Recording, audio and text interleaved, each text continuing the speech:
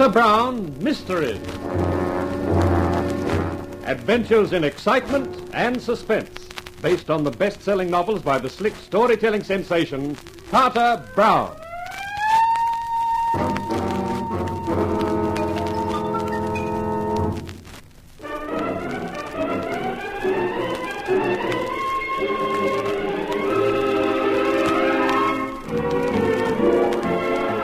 We take pride in bringing you the first of a new series, a program drawn from the celebrated books by Carter Brown, which have sold more than 10 million copies and continue to sell at the rate of over 1 million copies a year. Each week you'll hear a complete story dramatized in the smooth, modern style which has been responsible for Carter Brown's enormous popularity both in Australia and abroad. And here, to introduce the Carter Brown Mystery Theatre, is Carter Brown himself. How do you do, ladies and gentlemen? I'm very pleased indeed, and I must admit flattered, too, to have been asked to present my stories to you. Mr. Brown, I know you've led a pretty adventurous life yourself. You've traveled around the world as a salesman, publicity writer, film technician, and now, finally, as a best-selling author. And quite a number of people seem to think that the heroes in your stories are really yourself. Now, is that true? No, it's not. And if I sound very definite about that, it's because my wife's listening to me, and I don't think she'd like the idea of my running into so many gorgeous blondes, brunettes, and redheads as the gentlemen in my books do. No, nor, I suppose, into as much trouble as they do. No, I don't think she'd like that either, I hope. Yes, your heroes certainly do wind up in strife, don't they? Like Johnny Lane, for instance. Johnny's a newspaper columnist, and they've got a premium on problems. Not that they all run into the same kind of bother as Johnny. They wouldn't want to. Well, he's a cocky character with an eye for a beautiful babe and printer's ink instead of blood. But suppose you find out for yourselves. Here's Johnny Lane to tell the story which we've titled Call for a Columnist.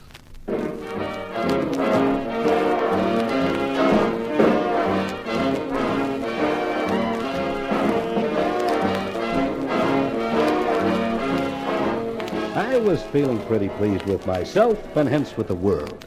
I had the best table in Jules' night spot, courtesy of Monsieur Jules himself, and on the table was my favorite drink and my favorite reading matter, a copy of the news, open at the best part of the paper, my own column, Dynamite with Johnny Lane, syndicated in 68 newspapers throughout the United States with an estimated 4 million readers. Yes, as far as I was concerned, life was a great big rosy bubble with Johnny Lane riding on top of it. Then the bubble burst.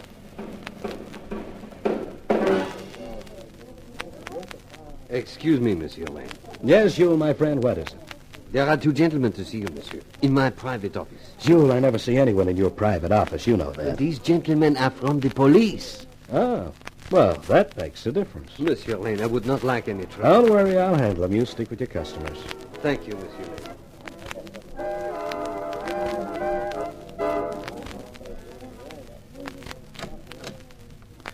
Well, well.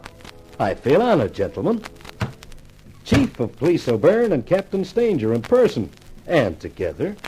Whose piggy bank has been robbed? Cut the clowning, Lane. This is serious. Oh, you intrigue me, Captain. Tell me more.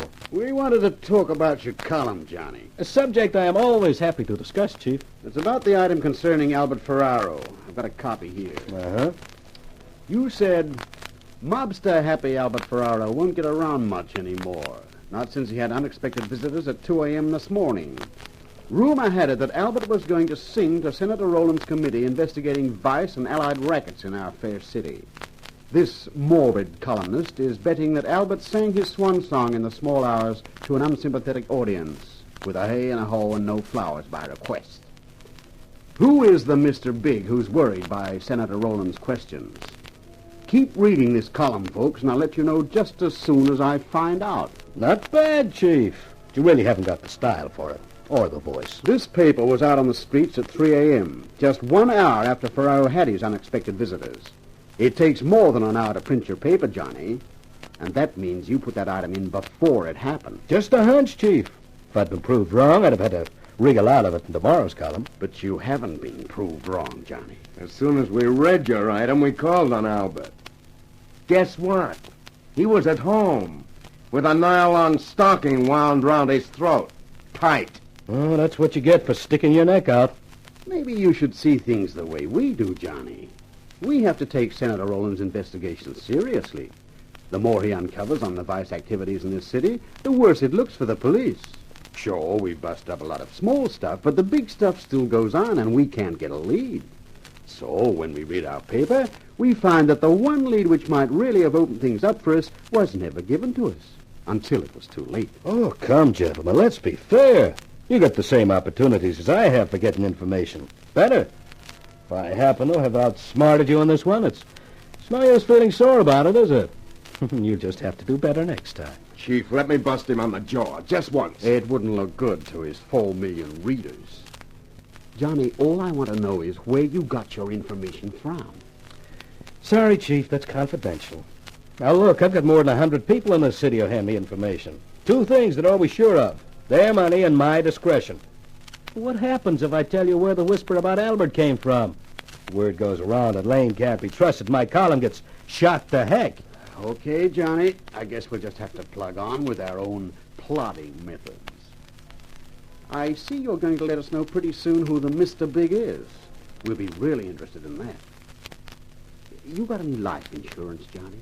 Life insurance? What? I was just hoping you got plenty, because I don't think you'll find anybody willing to give you more. You're a bad risk now.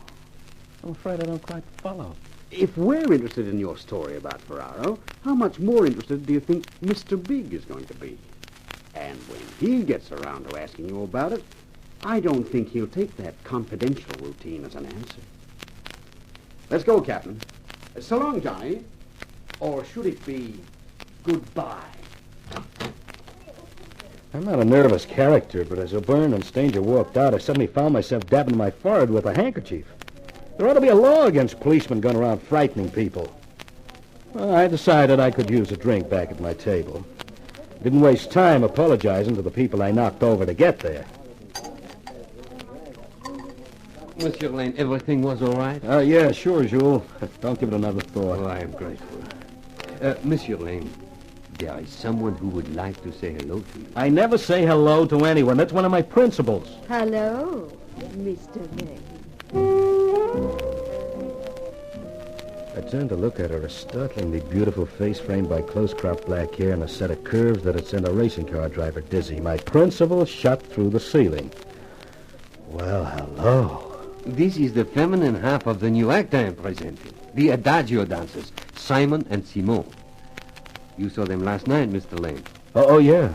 Did you like it, Mr. Lane? You bet.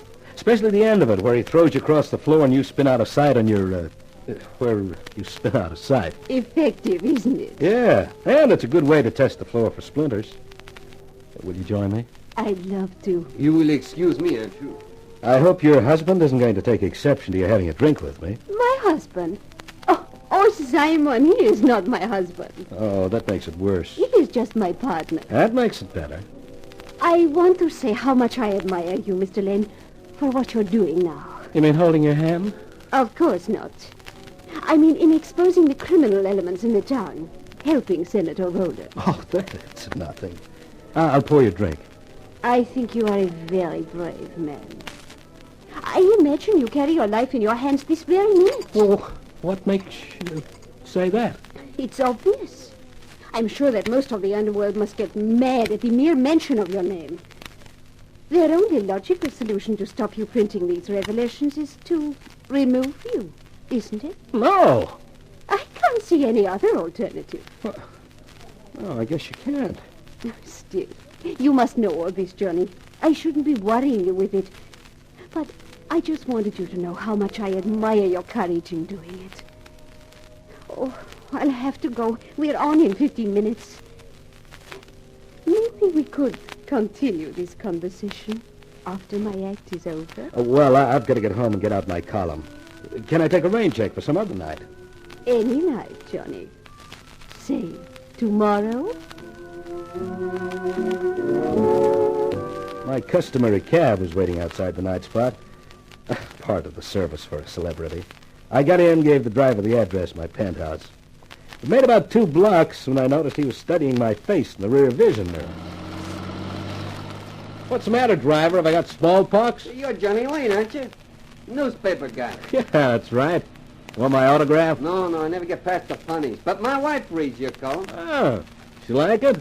Well, I don't know whether she likes it. She don't ever say, but remember they published your photo a couple of months ago? Oh, I believe they did. I asked them not to, but they told me they were sick and tired of the letters demanding to know was I as handsome as they imagined me to be. Yeah, well, the old lady sees it, and she don't believe it. It happened to be a good likeness, that's all. That's what I'm going to tell her when I get home. She said she didn't believe any guy could look as dumb as that. Here we are. How much do I owe you? We got 98 cents on the clock, Mr. Lane. Here's $1. You can keep the change. Hey, what do I do with the 2 cents? Endow an orphanage.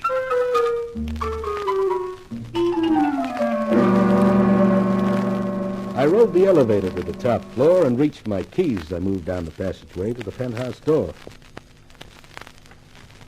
I could hear the phone ringing inside, and I opened the door in a hurry.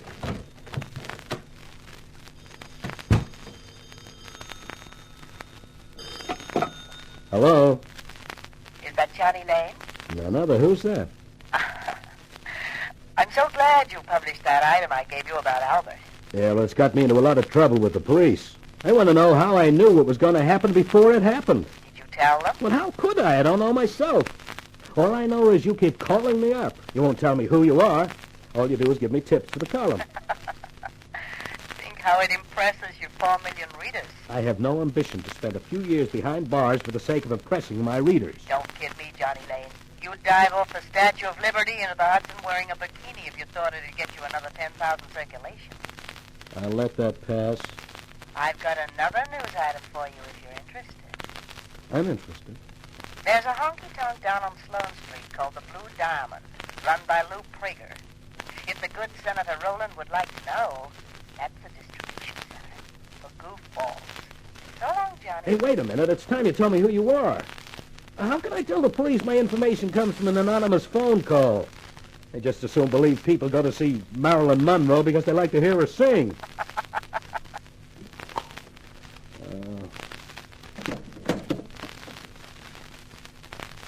What the... Hey, hang on to yourself, kid. It's under the door. Okay, I'm coming. Just move back quietly, Mr. Lane, and we'll close the door. Hey, that's a gun. Your eyesight's 20/20, Mr. Lane. So get inside where we'll be nice and private.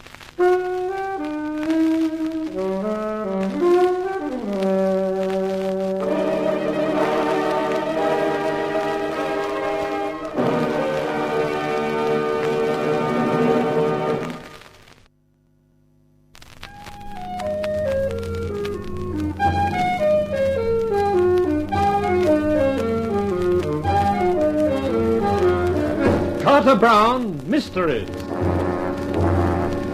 Adventures in excitement and suspense, based on the best-selling novels by the slick storytelling sensation, Carter Brown.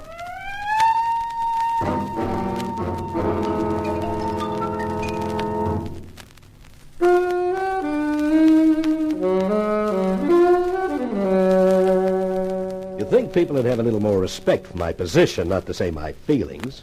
After all, 4 million readers turn regularly every day to my column to the headline, Dynamite with Johnny Lane. I'm somebody in this town. And what happens? Just because I print a hint in my column about a mobster's imminent demise, a hint thrown my way by an anonymous female phone call, I'm suddenly everybody's favorite focus of attention. The wrong kind of attention. Like the guy at my penthouse door shoving a gun into my stomach and telling me to get inside. That's better, Mr. Lane. Now we can get down to business. Now, look, I got no business with anyone like you. I'm just a newspaper columnist. You printed that item about Albert Ferraro's murder, didn't you? Before it happened. Yeah, but look, O'Byrne, the chief of police, and the captain of his Stanger, they wanted to know about it, too. But I didn't tell them anything, so you and your friends don't need to be nervous. No, but you do. You're going to need protection, friend. I just proved it. What? You're a sitting duck, Mr. Lane. I could have blown your head off, and who was to stop me? But who are you? My card. What? Leonard's private detective missing persons trace bodyguard supply. And that's just what you need, a bodyguard. Now, I can supply one. Our rates are $35 a day and expenses. That's not too much to save your life, is it, Mr. Lane? No, I guess not, but... No buts, Mr. Lane. Now, suppose I'd been one of these criminals you've been ridiculing in your column. You'd have been dead by now. Okay, you sold me. Oh, fine. Now, got one of our standard agreements here. If you will sign it, I'll spend the night on your sofa, and in the morning I'll assign a regular bodyguard to you. Who'll that be? Oh, Tony Spencer, my best operative. Okay. I don't know that I approve of your methods, Mr. Arch, but you got a deal.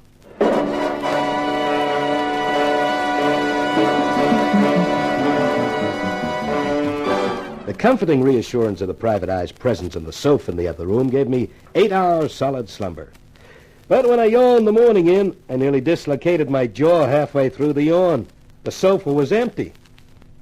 Then I remembered. Arch must have gone out to arrange about Tony Spencer, my permanent bodyguard. And Police Chief O'Byrne's threats of the night before disappeared in the thought of constant protection from some nice, hefty ex-heavyweight. The percolator was bubbling and soft music from the radio was cheering the morning when the buzzer went. I bounded to greet my bodyguard. Mr. Lane? Sure.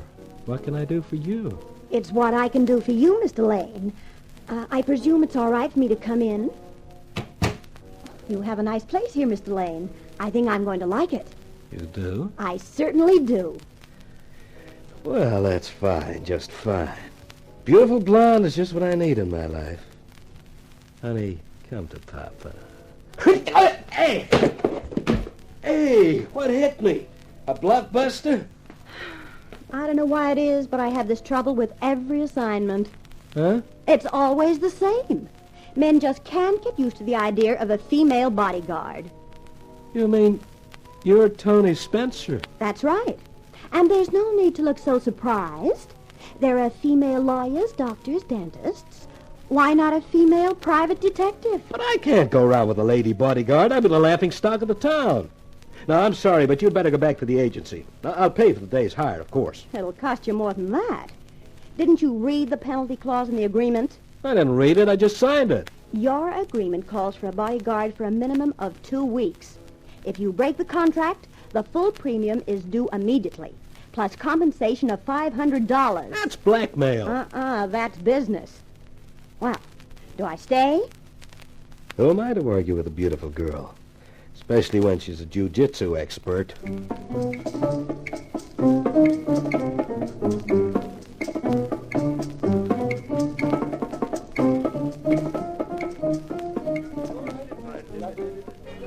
Well, there's certainly one thing about working for you, Mr. Lane. A girl gets taken to the best places. Oh, I'm here every night. Shul and I have an understanding. You know, I can't get over it. What? That dress. Why is something showing? Nothing that shouldn't be. Johnny! Oh, you remembered. Oh, I didn't realize you had company. Simone, sit down. This is Tony Spencer. Simone. She's half the Adagio team in the floor show. Simon and Simone. Yes, I've heard about you.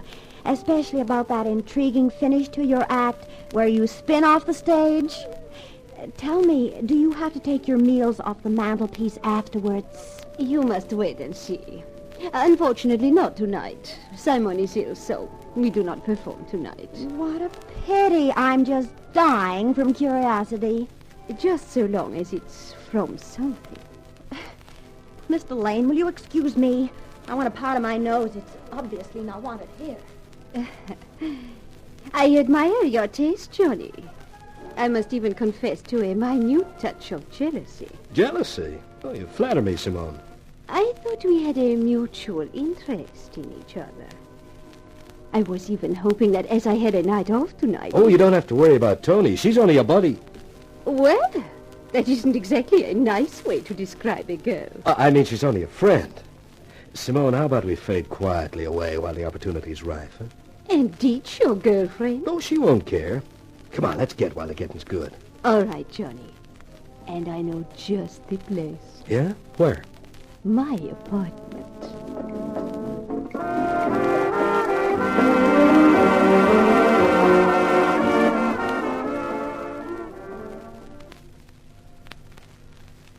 This is what you call really living. Beautiful girl, cozy apartment. Oh, it's just a place to sleep. You know, you fascinate me, Johnny. I do? Mm-hmm. What does it feel like to be a power in the land? To know that what you write today is read by 4 million people the following day. Oh, feels just like any other job where you can make $100,000 a year. Johnny, tell me about Mr. Beak who runs the vice rackets. I'm dying to know who he really is. Oh, so am I, honey. Oh, come on, Johnny. Don't be a sourpuss. I won't breathe a word to anybody. I'm sorry, honey. I wish I could tell you, but I can't. Oh, Johnny. Blast. I don't know who this is, but I don't want them, whoever they are. She moved out into the hall, and I got a lot of pleasure out of following that swing and sway walk. In a couple of minutes, she came back with 2 men behind her. The first one had a face like a horse and a suit with more padding than the average woman's magazine serial. The second had white hair and blue eyes covered by black, heavy-rimmed spectacles. Johnny. Whoa, company. Introduce me to your friends, Simone. I can't. I don't know them. What do they want? I don't know. Why don't you ask them? Because the one with the glasses has a gun in my back, and he told me to shut up if I wanted to stay alive. Oh. Okay, that's enough. We're in a hurry. Come on, let's go. Johnny, do something. Well, it's a shame to break up a pleasant evening, but these gentlemen are so anxious for your company, Simone. We don't want the dame. We want you, Buster. Me? Yeah. So grab your hat and get moving.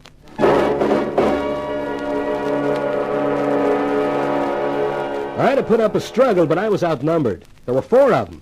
2 men and 2 guns. I was bundled out of the apartment into a car. About an hour later, after more twists and turns than a roller coaster with hiccups, we pulled up outside a dilapidated shack off the main highway. 2 hoods shoved me inside. By a roaring log fire stood a ravishing redhead.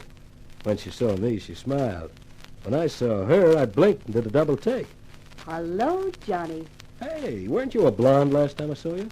Could be. I really forget. Oh, the world suddenly gets to be a small place.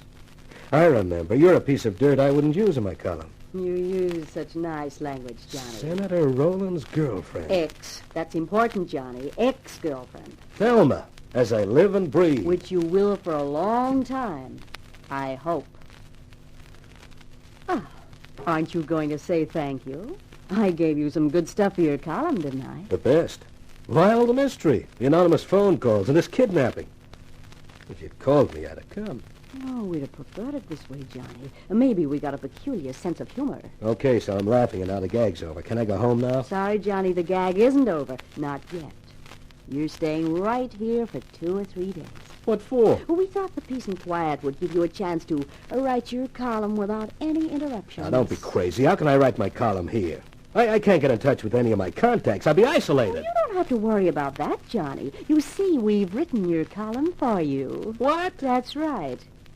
To cover 2 issues and asking a few interesting questions, like, do people know that the learned Senator Rowland made his money out of slot machines in the first place, setting up the wires for bookies in the second place, and dope front call girl rackets in the third place? Also, that Albert Ferraro was bumped up not because he was going to sing to the Senator's investigation committee, but because he was trying a double cross.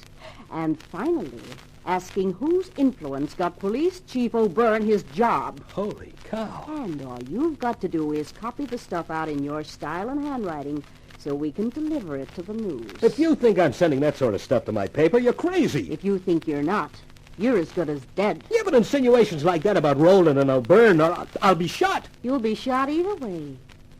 So what do you got to lose?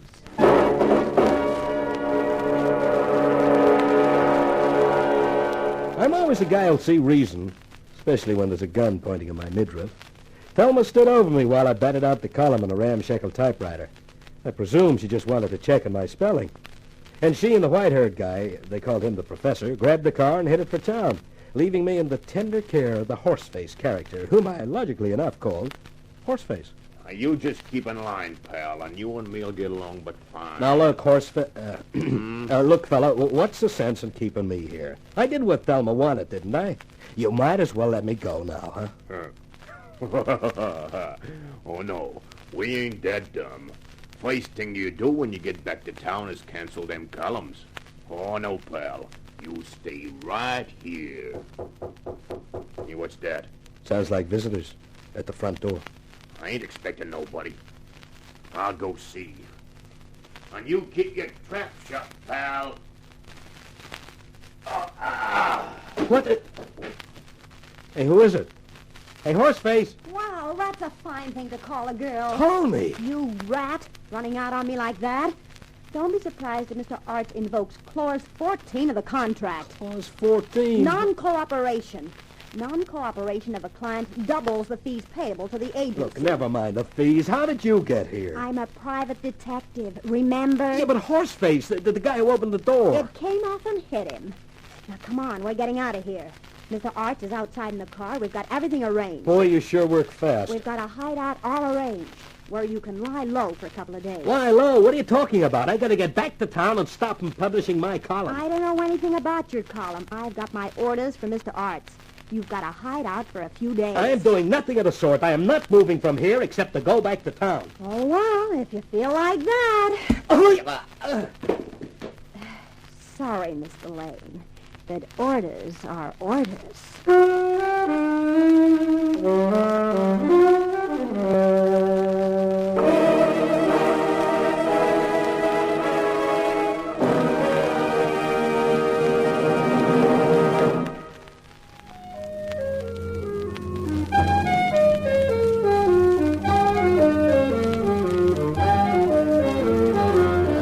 Carter Brown Mysteries.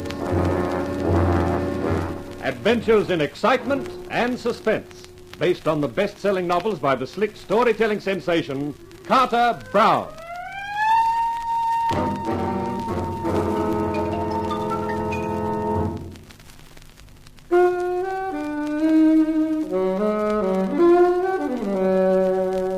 People have often told me how much they envied me.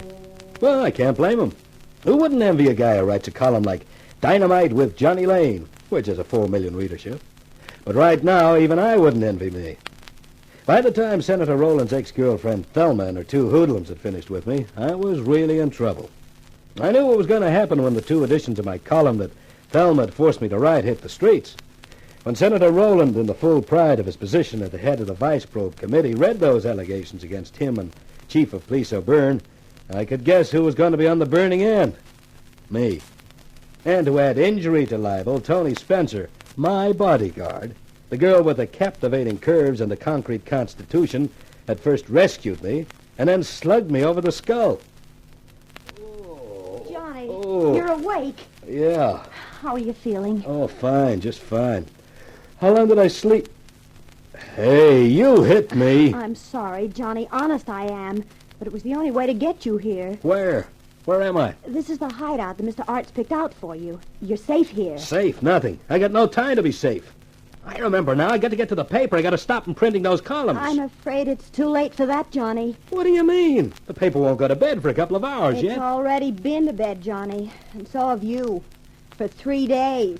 3 days? Don't scream like that, Johnny. You'll burst an eardrum. I'll just burst. I can't have been out for 3 days just from a tap on the head. Of course not. I dosed you with a sleeping draft every time you woke up. And those columns, they've been published? Yes, Johnny. And I don't know what you're so worried about. I think you're wonderful. To have the courage to say what you did about the senator and the chief of police. They gave it a special treatment both days. Ran it right on the front page with a heavy black border around it. My obituary notice. Hey, but that only covers 2 days. How about today's issue? What did they run today? A statement saying you hadn't had time to write your usual column, but that they confidently awaited the proof you're sure to bring in.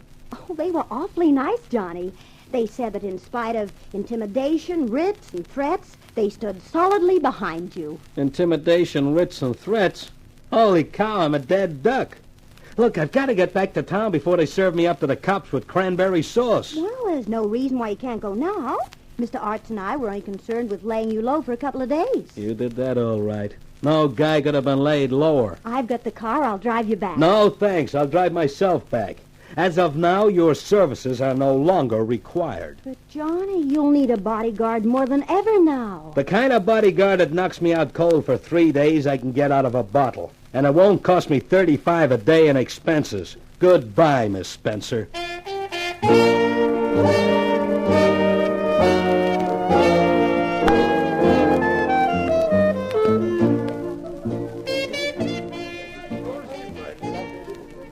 Monsieur Lane, I am so happy to see you. We have missed you. You're going to miss me a lot more in the future, Jules.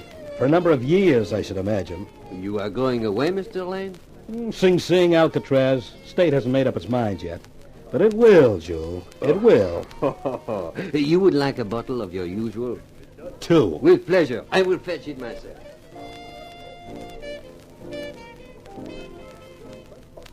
Johnny! Oh, it's good to see you, Johnny. Oh, it's great to see you, Simone. A little luscious, feminine company is just what I need right now. I was so worried about you, Johnny. Those terrible men. Did they hurt you? They killed me. Killed you? You are joking, no? Your drink, Mr. Lane.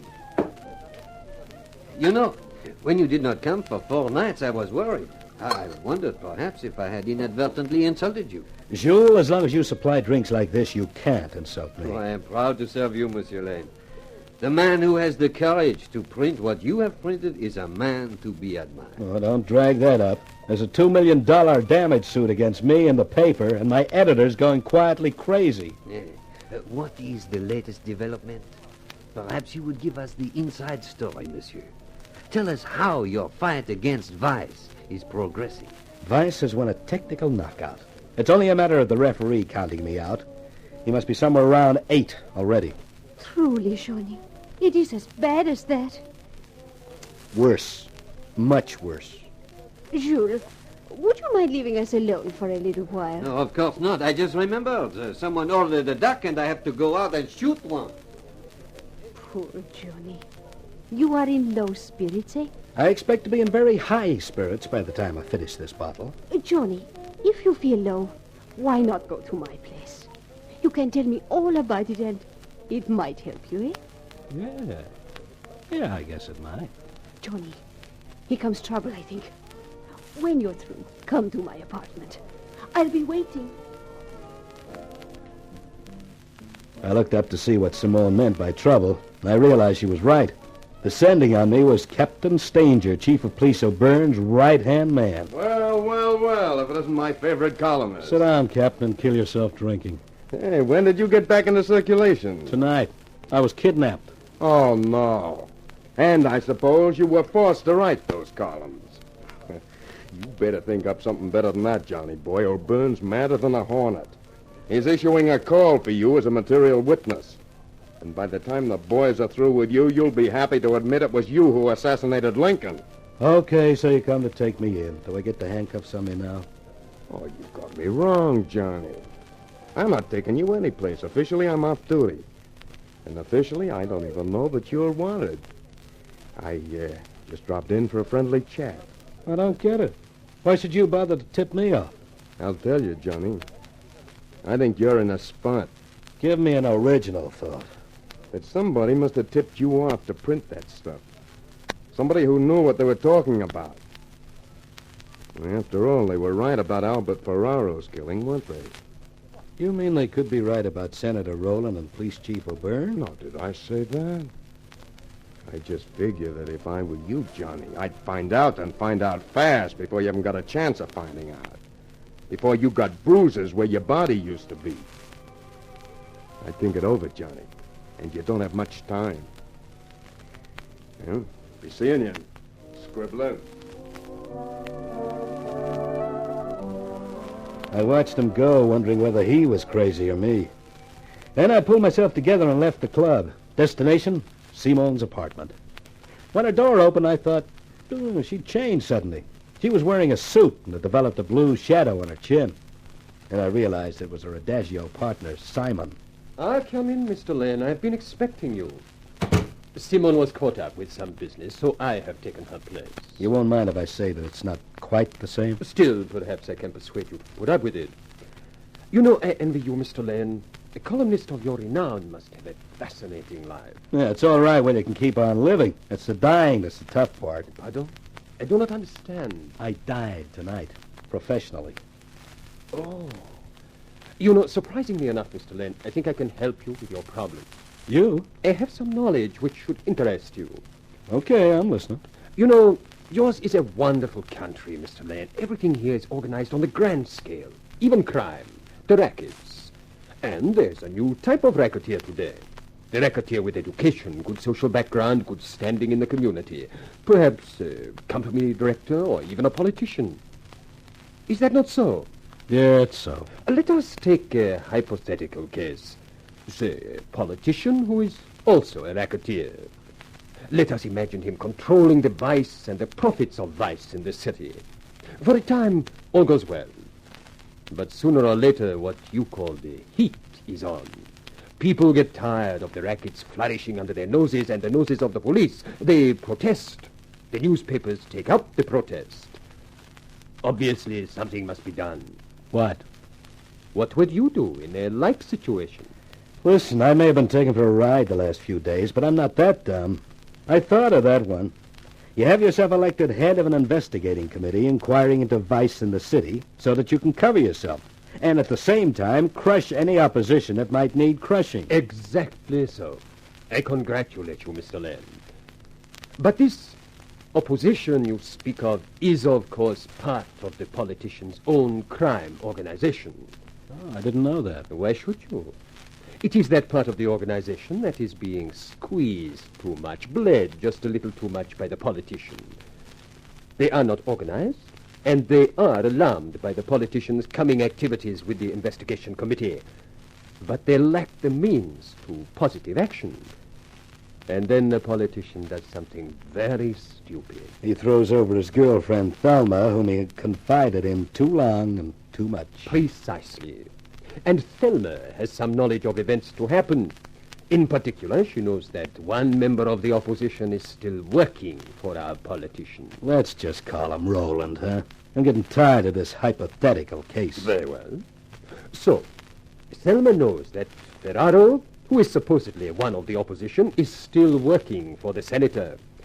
He is to give evidence at the first hearing of the investigation committee. He will reveal the activities of all the people in the senator's organization whom the senator wishes to get rid of. So Roland didn't have Ferraro killed? On the contrary, the opposition had him killed. Ah. Just where do you fit into the picture, Simon? I am a member of the opposition. It was handled cleverly, I think. Ferraro's death served a double purpose. It prevented him giving information, and it served as a warning to the senator. And then what? And then we used our master stroke. We needed widespread publicity for our scheme to work. And what could be better than a columnist with a readership of 4 million? You, Mr. Lane, don't you feel flattered? I feel slightly sick. So I was taken for a ride. All the way. First, you were given several items to publish. Then all that was needed was to move you out of the way, persuade you to write what we wanted you to write, and make sure it was published. At first, it seemed as though our plans came unstuck when your friends rescued you. But fortunately, they hid you away as well as we could have done ourselves. What happens now? Now? It is a sad scene, Mr. Lane. But you will appreciate that the situation cannot remain static. At the moment, the police and Senator Roland are allied against you. Your own newspaper will discredit you. So the public will begin to doubt your allegations. But one thing would convince them that you were telling the truth. What's that? If you were to be murdered. What? Then people would be convinced that you had been right, and that you had been murdered to prevent your presenting the proof of your allegations. It is not a bad prospect, is it, Mr. Lane? Once you are dead, you will be a national hero, a martyr. Think of the honor and glory. I'm thinking of what comes before that. Oh, don't let it worry you. It will be a quick end. Don't struggle, Mr. Lane. Accept the inevitable. We experience the greatest adventure that life can offer. Death. I as the giver, and you as the receiver.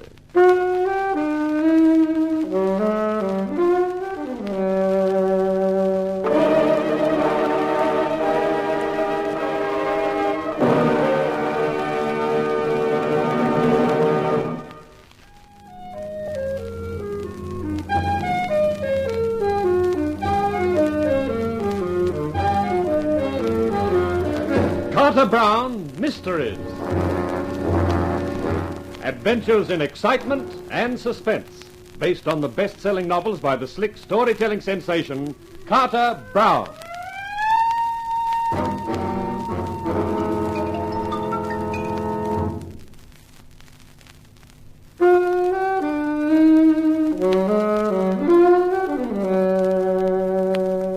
piling up quite a score of odds for a harmless columnist who wanted nothing but to hang on to his popularity with the 4 million readers of his column, Dynamite with Johnny Lane. As if it wasn't enough to be kidnapped and forced to write statements libeling the chief of police and Senator Rowland, head of the Vice Investigation Committee, statements which brought a $2 million damage suit against my paper and just incidentally looked like putting me behind bars. As if that wasn't enough, I had to walk into the apartment of that heavenly hunk of humanity, Simone, the Adagio dancer, only to find her partner, Simon, proposing to make a national hero out of me by murdering me. I sat there, hardly believing my eyes, as he slowly took off his tie. Just relax, Mr. Lane. It will be all over in a moment. A tie makes such an excellent weapon for a man like me. You have seen her act, mine and Simone's, how I throw her across the stage. It is all in the wrists and fingers, you know. No, I didn't know. And the same thing applies to strangling. It is all in the wrists and fingers. So you took care of Albert Ferraro? Of course. Just as I am going to take care of you. Ah, the situation is well in hand, I see, Simon. Simone! Well, my poor little Johnny. It seems that we shall never get around to having a quiet evening to ourselves. You're part of it, too. But of course. You are just in time, Simone, for the climax. Yeah, just in time. Oh! Wow, what do you know? I knocked him cold. I don't believe it. A rabbit like you? I don't believe it either. But I like it. Come here, baby. No. Yes, baby. I don't know why I never thought of this before. What are you going to do? What no gentleman ever does to a lady. For a moment, I just stood there, looking at the pair of them, laid out on the floor like fillets of fish on a slab. I didn't know what had come over me, but whatever it was, I was enjoying it. I employed my newfound personality in a number of phone calls, and half an hour later, the door opened and my ex-bodyguard, Tony Spencer, walked in. Well, Johnny, so you decided you couldn't get along without me after all. Well, you could put it that way. Actually, I called your boss, Mr. Roch, because I need someone to look after a couple of people for me. You mean bump them off? No, just keep an eye on them. Where are they? In the bath. Both of them? That's right. Do you mind if I go and take a look? Not at all. Help yourself. Thanks. I don't get this. Jumping catfish. Recognize them? It's that Adagio act. Who tied them up and put them in the bath for you? I did. You? Me. I am a changed man since you last saw me. You know, I can almost believe it. There is something different about you. I've decided I'm really the masterful He-Man type. In fact, I've decided that I'm going to call Captain Stanger at police headquarters, get him to come over and take charge of these characters, and then you and I... Yes, John? You and I will go out for a little celebration, and I'm not taking no for an answer. I'm not saying no, Johnny.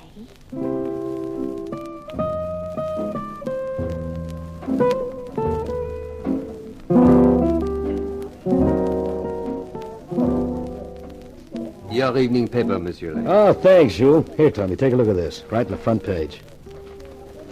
But, Johnny, this says that you're going to prove that every allegation you made about Senator Rowland and the chief of police was true. Mm-hmm. And that you're going to do it tomorrow at the hearing of the investigation committee. Uh-huh. I thought I'd have trouble with my editor getting him to run that, but I convinced him that since the paper was being sued for $2 million already, he may as well be hanged for a sheep as a lamb.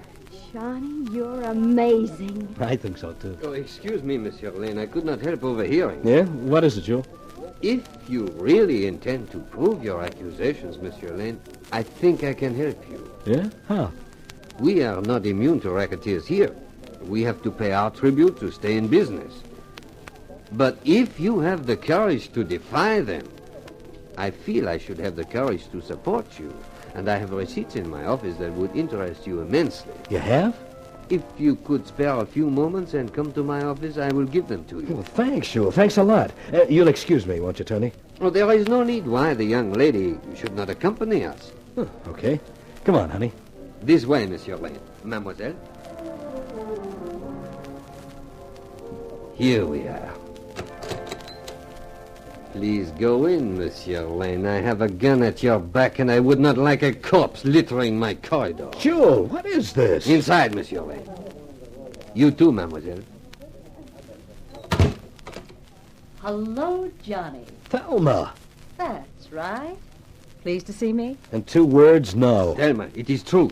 What it says in his column. He threatens to prove his accusation. The accusations you made me right, baby. I wish you'd kept your nose out, Johnny. If Simon hadn't bungled his job, you'd have been dead before you could have written that. Yeah, but he did bungle his job. And he's now tucked away quietly waiting for the inquiry to start tomorrow when he's going to do a little talking. But you're going to tell us where to find him. I don't think I am. That's one for the books. Johnny Lane, a top guy. You're a lily, Johnny. Why, you'd faint if anyone swatted a fly in front of you. Would I? Don't! Let her go or I shoot. No, you won't. Nice work, Tony. Would you like me to break his arm, Johnny? No! Not yet, honey. Now then, I'm at the business end of the gun. I'll have a few answers. You, Jules, where do you fit in? You're the leader of the opposition that Simon told me about, huh? Yes, I handled the distribution angle for Roland for a long time, but it got too good as far as he was concerned. He switched some of it to Lou Prager at the Blue Diamond. My takings were cut by half. Then when Thelma came along and put me in the picture, I thought it was time I did something. You'll do something, all right. A nice long stretch. As for you, Thelma, you'll fry. What are you talking about? The Ferraro killing. The nylon stocking that strangled him was a sure clue that a woman killed him. That's a lie. I never killed him. It was Simon. Well, I think he'll say it was you. And his partner, Simone, will back him up. That's 2 to 1. But I didn't kill him. I swear it. Oh, I believe you. I know Simon did it. He likes strangling. But I don't think anyone else will believe you. Johnny, I'll talk. I'll tell you everything I know about the senator and about O'Byrne, but don't send me up on a murder rap. I'll talk, Johnny. I'll talk.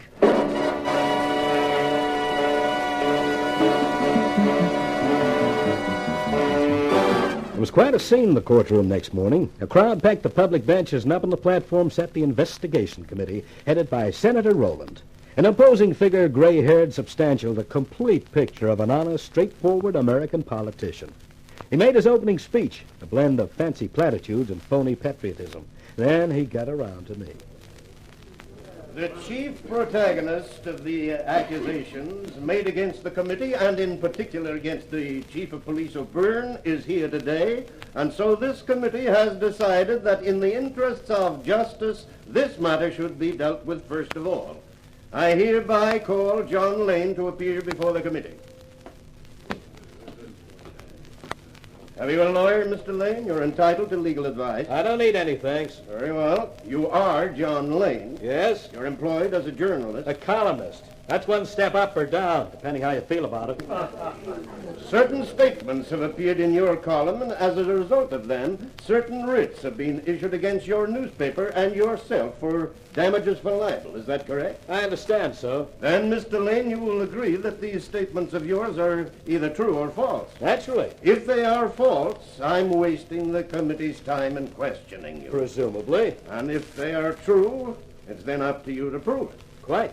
Very good, Mr. Lane. How do you propose to do that? I'd like to ask some questions, if I may.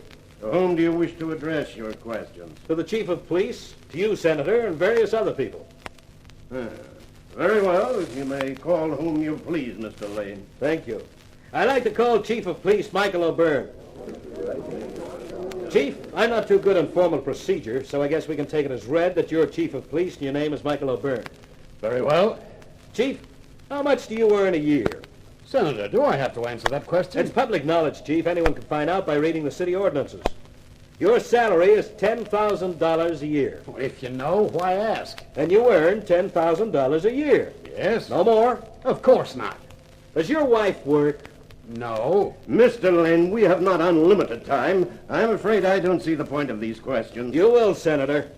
Now, Chief, if your income is $10,000 a year and your wife doesn't work, how is your wife able to deposit $2,000 a month into her bank account? It's a lie. Not according to this statement obtained from the manager of a bank by Captain Stanger of the police department.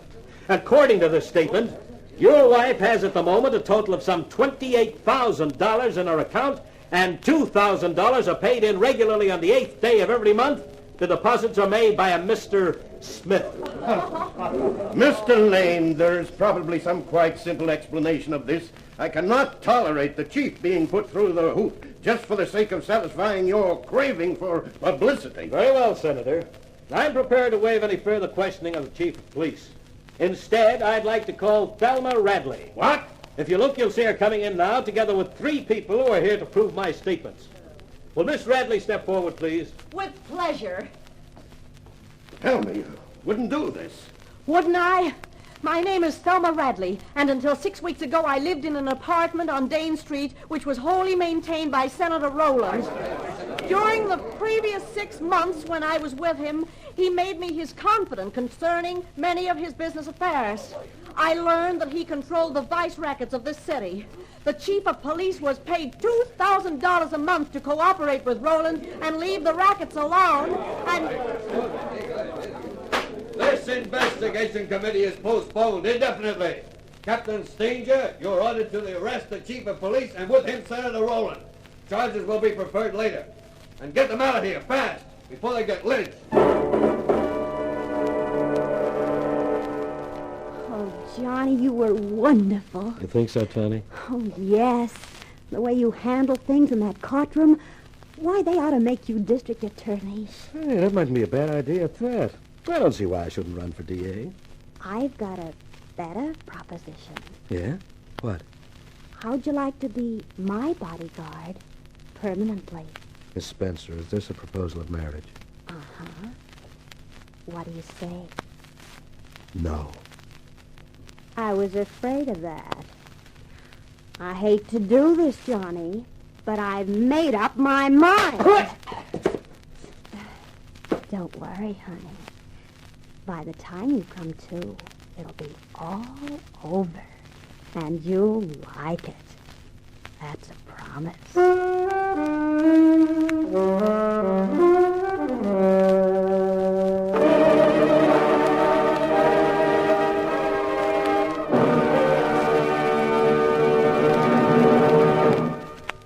This is Carter Brown. You know, there are some stories that you get a real kick out of writing. Call for a Columnist was one of them. I only hope you enjoyed it as much as I did. Next week I'll be back to present another of my books for you. This one is called Assignment Trouble, and it has an Australian background combining journalism and public relations. The combination which is just plain murder. So for now, this is Carter Brown saying, be seeing you, I hope.